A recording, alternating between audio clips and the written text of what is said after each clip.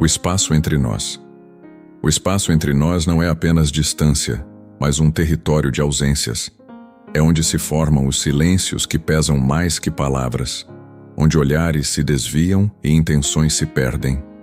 Nesse vazio, habitam as coisas que não dissemos, os gestos que não ousamos.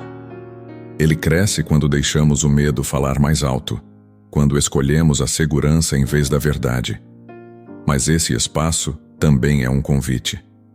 Ele nos desafia a construir pontes, a transformar saudade em presença, hesitação em abraço. Não é um abismo, mas um intervalo que espera ser preenchido com coragem e sinceridade. Talvez seja aí, nesse espaço, que descobrimos quem somos de verdade e quem podemos ser um para o outro. Porque no fundo o espaço entre nós não é uma lacuna, mas uma ponte esperando para ser cruzada.